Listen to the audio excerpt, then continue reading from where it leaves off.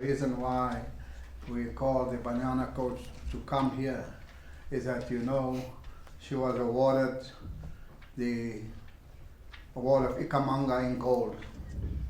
Now the award of Ikamanga in gold is given to South African. It is the highest award for South Africans, for those in the sport culture who made a huge contribution to the country.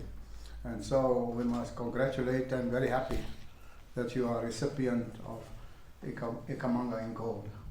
And therefore, we're happy to have to celebrate with all our successes, winning the African Cup of Nations for women in Morocco, beating Morocco in Morocco, and now going to the World Cup in Australia and New Zealand, which is a huge challenge. We're up against the leading women football nations, starting off with a former world champion, Sweden.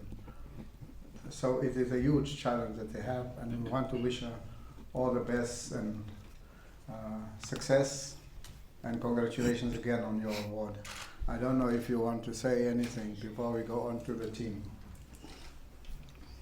Good morning to the Coach Duncan, the players, and of course the media. It's not my party today. It is the coach's party, but President, thank you very much. We always say we don't do things for awards and rewards. We always say to the team comes first, and if the team does well, the individuals will stand out. And I'm fortunate and blessed that I'm currently one of that individuals. So for me, it's still emotional. I know it's a huge nomination. It's similar to being knighted as in England. So I say thank you to SAFA for the support they've given, to Cecil for the support, but most importantly, to the Banana players and the staff for the work that they've put in, to the coaches out there, coaches and players that have come before. There's orders for everyone. Not forgetting my family. My family lives in Cape Town, so it's a video call, or it's a voice call, or a normal call that I have. And I'm pleased to say that for the first time ever, my mother will be coming with me to the award. She never goes. She always sends my sister or my brother. So I'm truly blessed, and I say thank you very much. Well, we are here for the coach to tell us about his squad. The under-17 AFCON competition starts in Algeria, and our own match is on the 29th now of April. We're in a very tough group, but we believe that this team, you'll see there on the wall the last time an under-17 team went to the under-17 World Cup. That team is here on the wall.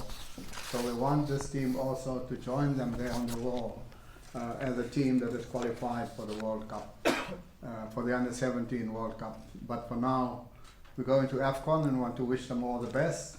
We want to wish the technical team, led by the coach, Duncan Crowie, all the best.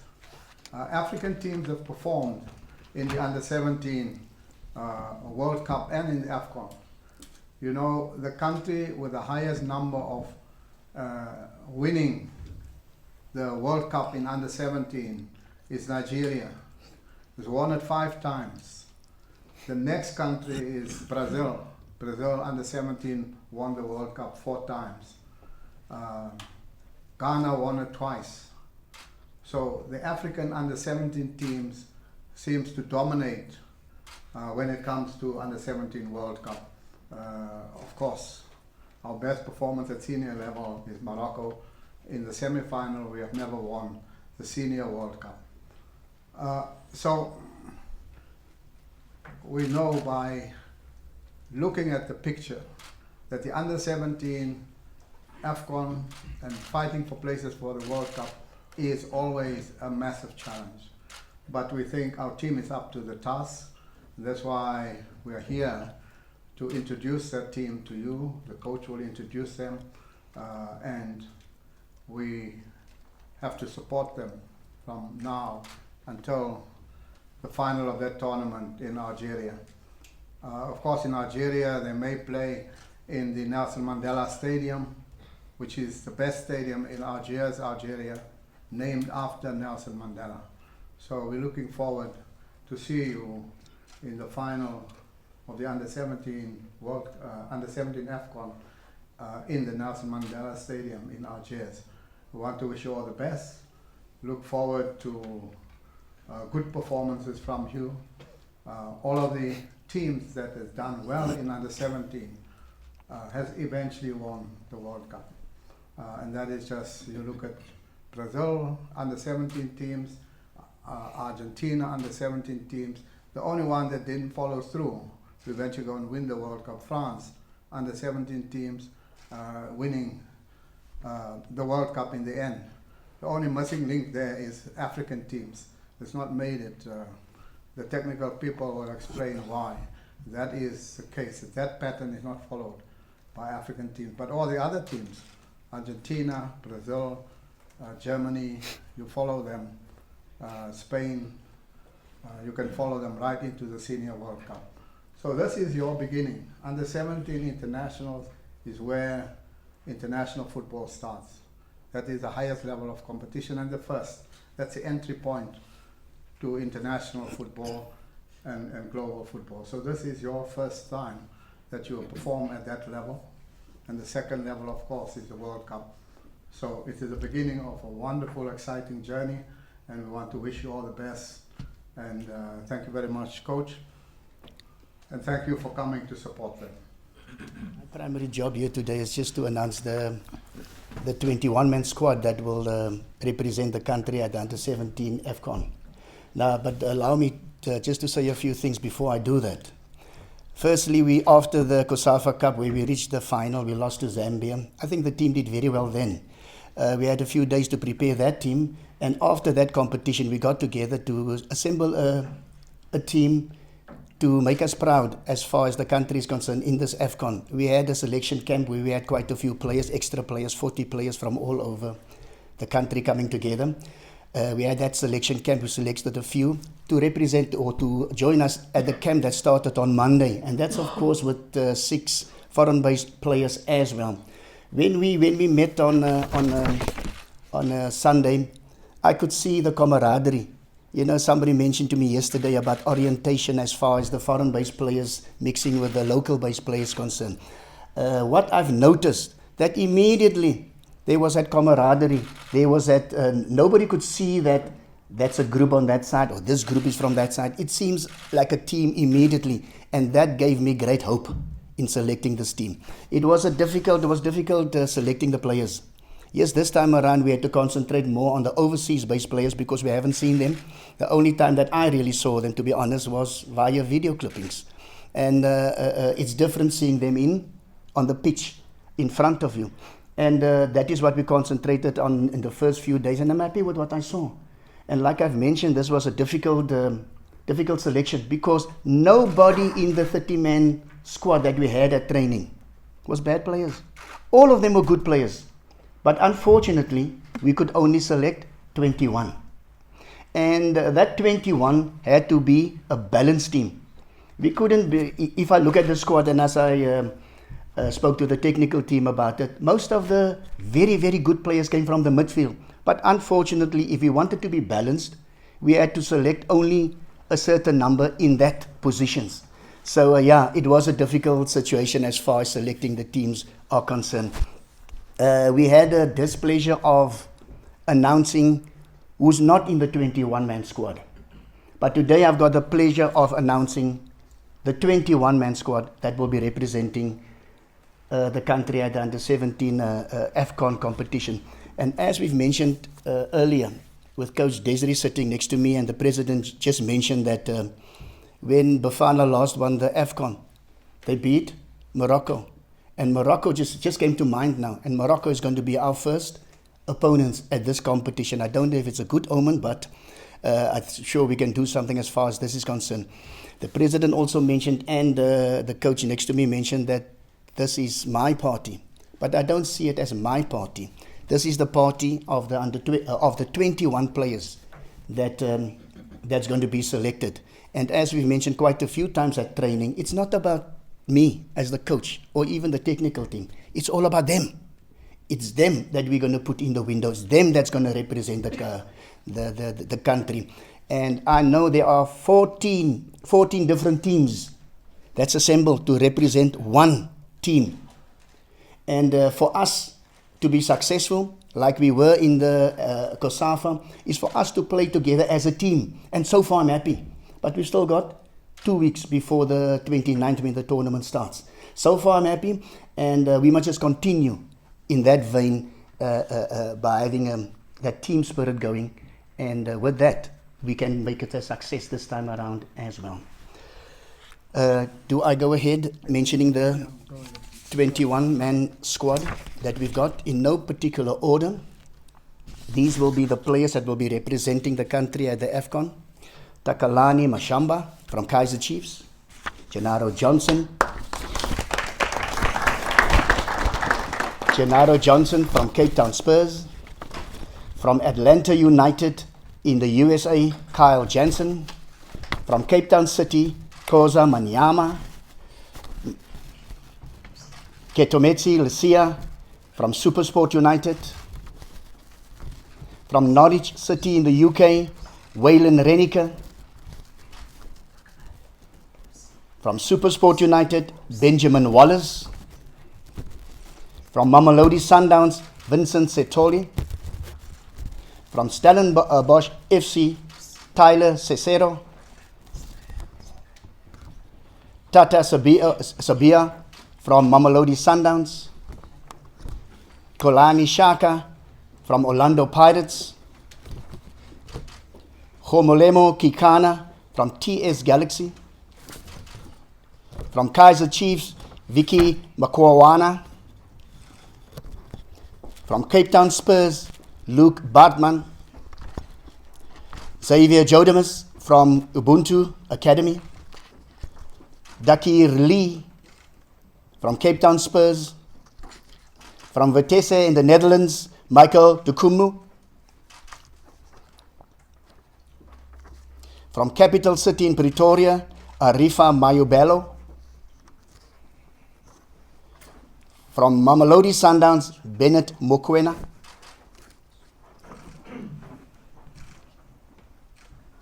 Gabriel Amatu from Cape Town City.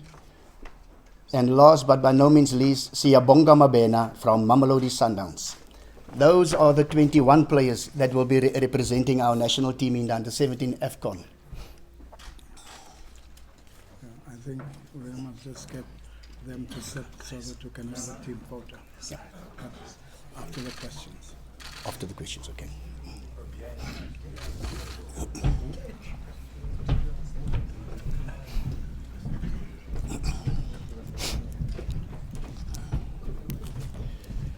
Want me to announce the captain now as well? Yeah.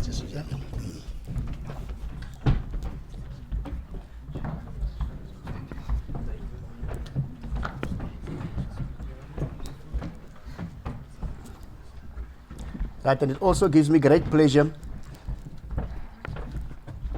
It also gives me great pleasure to announce the captain of this team. This time around, we're not changing the captain. The same captain that led us in Malawi will be the captain of this team as well. The captain is Benjamin Wallace from Supersport United.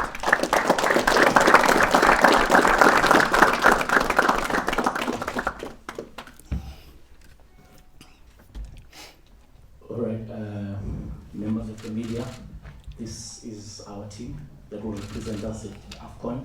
I'll open the floor for questions to the coach, two of the other people on the podium.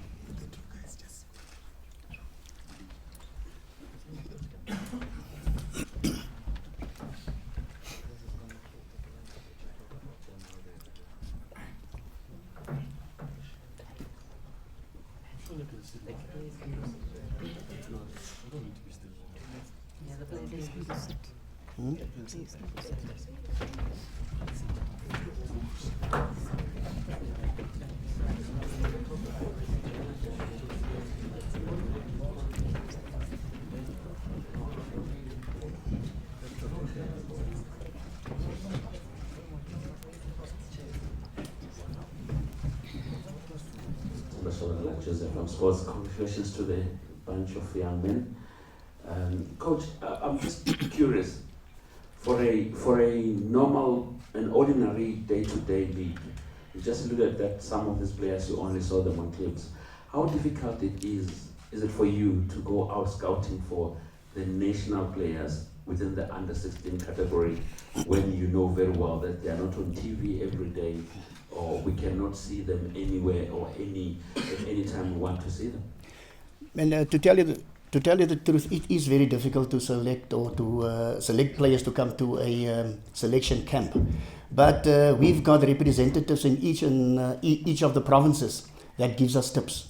We've also got the scouting system at SAFA going that has been very useful as far as this team is concerned, because they came up with names on a regular basis. And I sometimes ask to myself silently, where do you get these names? And yes, all of us has got tip givers. At this stage, it's been very difficult, but I know SAFA is putting something into place to make it much, much easier as far as reaching all the corners of our country.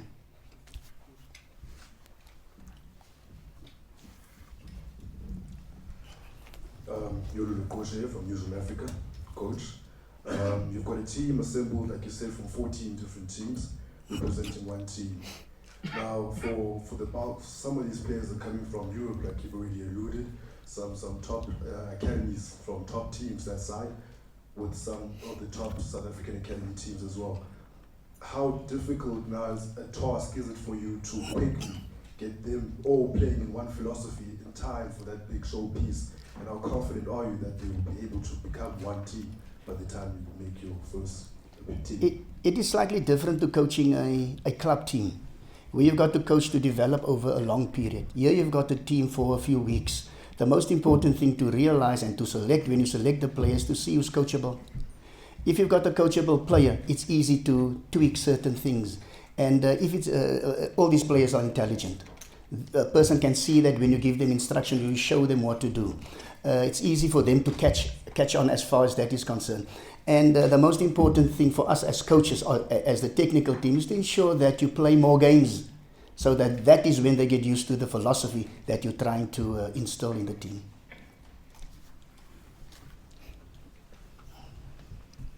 Well, I see at the back there's Aaron Mabena also. He's one of those who went. He's one of those who went around. Him and David Nyati, looking and scouting for players. Aaron Mabena is known to you. He was a Panyana. Are you still the highest cap player? I thought so, Press. You were still the highest cap player of Bafana and captain of Bafana.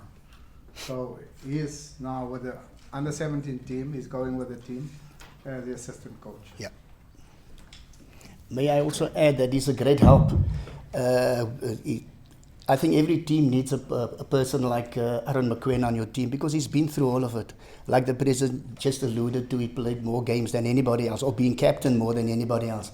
And traveling the continent, you need advice and help like that. So he's a great help to us.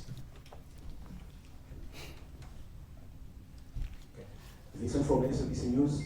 Coach, I understand some of the players arrived very late.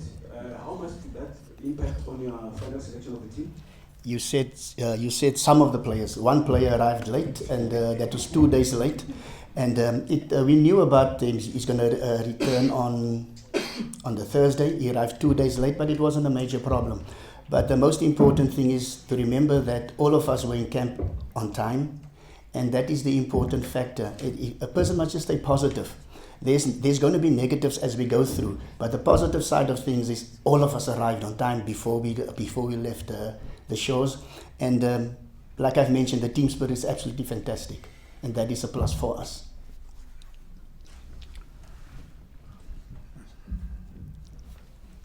Good morning, everyone. Itimeleng from Soweto TV. Coach, I just want to know, as far as preparations were going, did we have enough opponents to play against in order to prepare for the upcoming AFCON? Remember, we've only been in the camp since Sunday. We're playing our first friendly today. I shouldn't be saying this because I don't want spectators at the game. I want these players to enjoy themselves. We're playing a friendly today.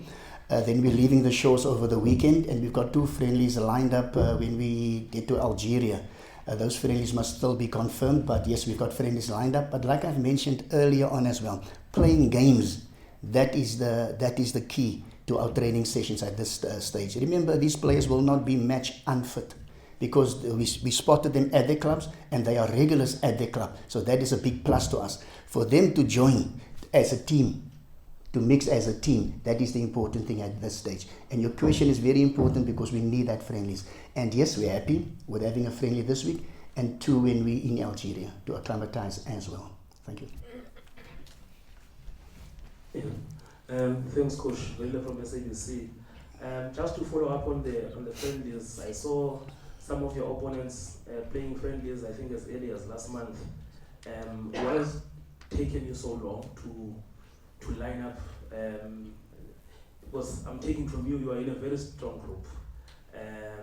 Morocco, Zambia, Nigeria. So what has it taken you so long to line up the international friendly matches? And also, what have you gathered on your opponents so far? Right, I'll answer the first question as far as why it took us so long. I don't think it is long.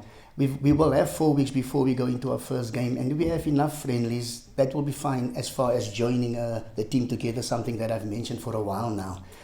And your second question was, in a tough group, what do we know about our opponents? Yes, our analyst has been working on that vigorously, and we've seen a few clips already, and we're working towards that.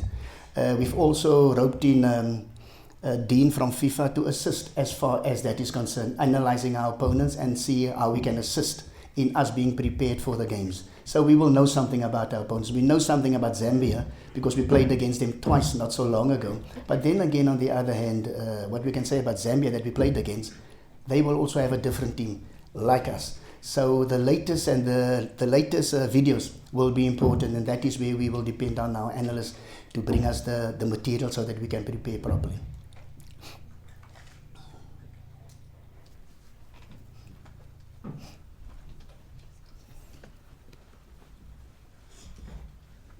Coach, we all agree that these are young men, but we're in a competitive environment here, and they will have to get to grips with that. But having said that, what are the targets in this tournament for this team and for you? The question is, what targets are there for this team going further, the future? For this tournament, the most important thing is, remember, if we reach the semi-final as the last 4 teams, that teams will qualify for the World Cup. And of course, everybody is coming to this tournament to win this tournament. That is our objective as well. Yes, it is a development tournament, as you've mentioned, but and as soccer people normally say, the ball is round. We don't know where it's going. I cannot promise anything, and I don't think anybody can promise anything. But at this stage, the only thing I can promise is that we will play beautiful football. And for me, beautiful football is positive football going forward. Positive football going forward is creating opportunities. Creating opportunities is to score goals. And if we can do that on a regular basis, we will win more than what we lose. So at this stage, I can promise that we're going to play beautiful football.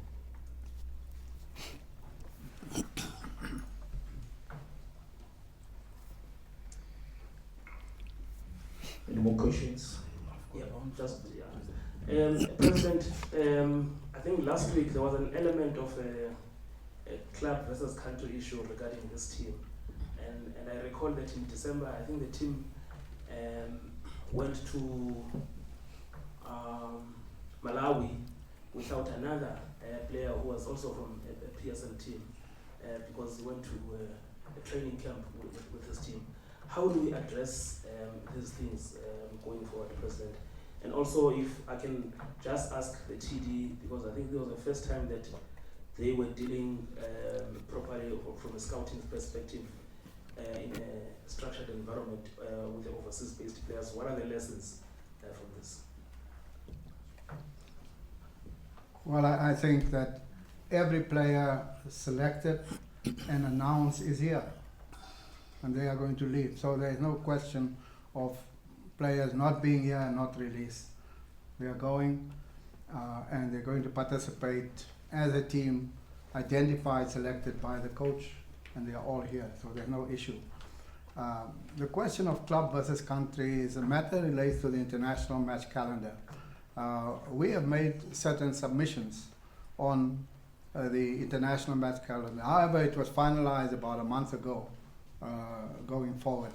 And the unfortunate thing is it's more or less the same match calendar that has prevailed over the last 5 years.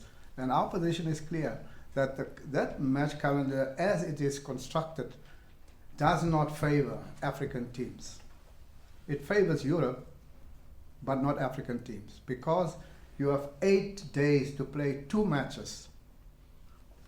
Day 1 for an African team is used when they must travel. On that day 1, 2 hours later, all of the European selected teams are with their country's training, while African team players are still sitting at Frankfurt and other airports. So we are clear. The international match calendar, as it was and as is now, is not in the interest of African teams. You cannot have a team that must play 2 matches in 8 days and then take the last match, Liberia. All our players came on day 2 of the 8 days, 6 days left. 1 day training, the next day we had to play Liberia here. Next day rest, next day travel. They came to Nigeria on day 7.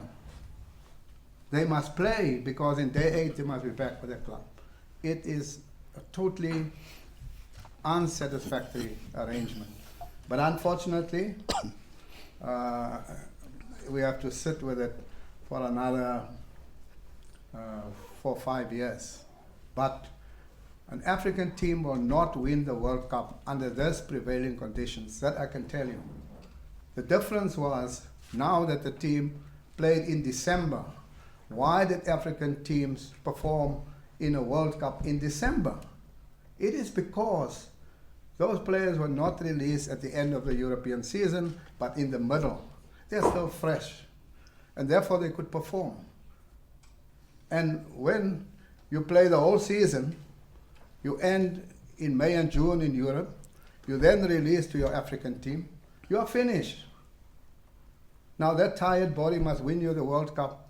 It's not going to happen. So these are issues, unfortunately, it's not relating to this. You're asking a bigger question. And I'm saying that it is an unsatisfactory position, unfortunately. And we who live 10 hours from Europe are the worst off, because it's a 10-hour flight. It travels at night from Europe. It arrives in the morning. You set 6 hours at the airport. After 20 hours, you must report. The coach expects you to train. The next day to play. The next day to travel another 10 hours to Liberia or Morocco or wherever. To arrive there and then to play. And then finish and travel another 10 hours back to South Africa and then travel another 10 hours back to your club.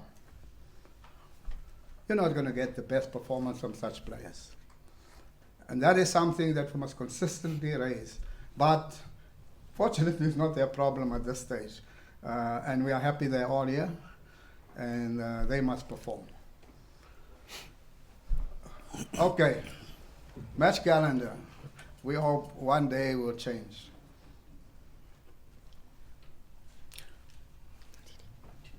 The TD. Yeah, really. It has been a mixed bag.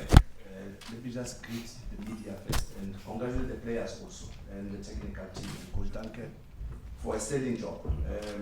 When you took this mission last year in October, I think you have accounted yourself well. And few in this house remember that you are one of the members of the first Bafana team when we are readmitted into FIFA again. So we have gone for experience. Coach Duncan is also one of the highest qualified coaches that we have, with a lot of experience, with also a lot of experience in youth football, 25 to 30 years, now head of academy at Cape Town Spurs, before it was with Ajax.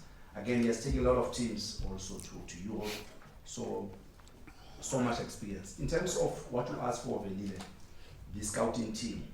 Look, the association continues to evolve. You'll admit that when we started in October, there was no scouting department. The president is here. The emergency committee that felt a need for us to have a scouting department. They've done well, you know. Coach David Nyati, who I see is not here. Sinesi Pomali, who we have roped in as a volunteer, a performance analyst and a data analyst. And also Aaron Mugwena. They've done a sterling job. When we started with the overseas-based players, we had 20 players.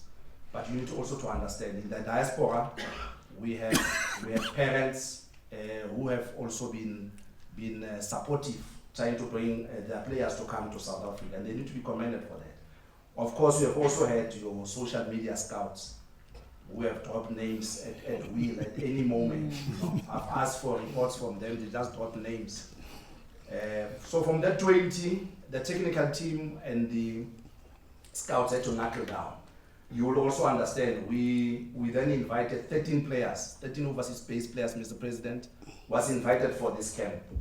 Then we had teams like Ajax Amsterdam and Feyenoord, who cited issues of school and also of the calendar of the president, what he's talking about. So they could not come here, but they're not closing the door for them to come. We also have Michael Dokumu, who was doing his exams here at Safa House.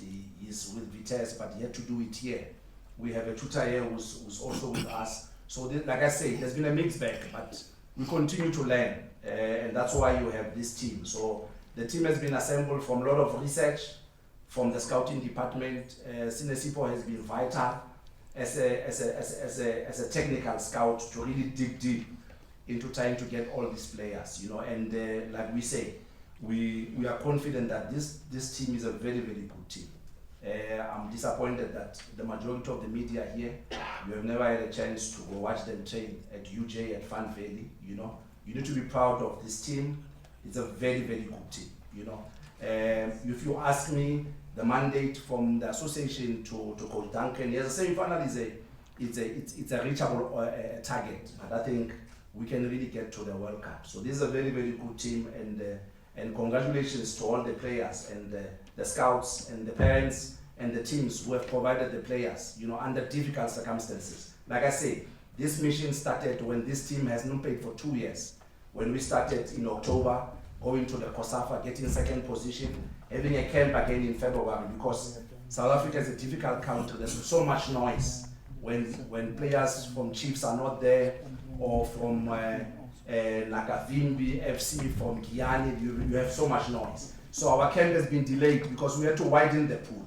We started with 180 in October, we took it to another 40 in February, and another 33 now, going into this 21. So it has been difficult because you are a demanding nation, you know, and from a technical point of view, we have to make sure that we have the right kind of preparations in terms of selection, so that we can afford everybody the opportunity and give every talent a chance. Thanks.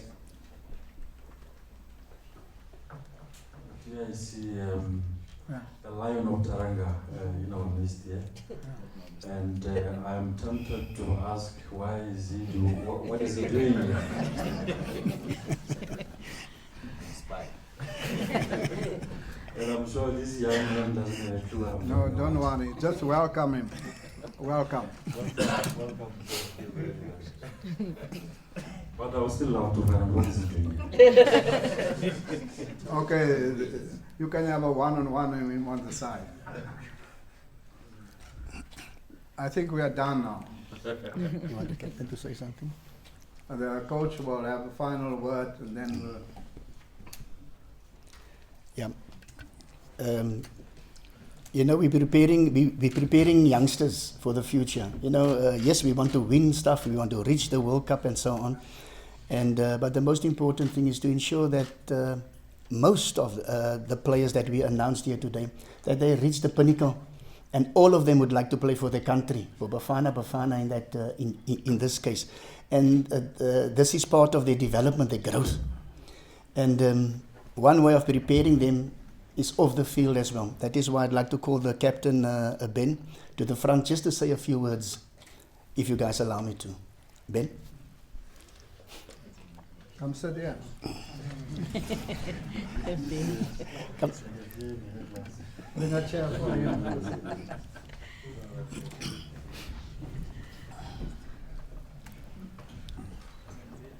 And just to say, Benjamin, just before coming to this camp, we have been invited at Fulham for trials. So I know there's been a lot of talk that we're not taking players to Europe, but he's just returning from trials at Fulham.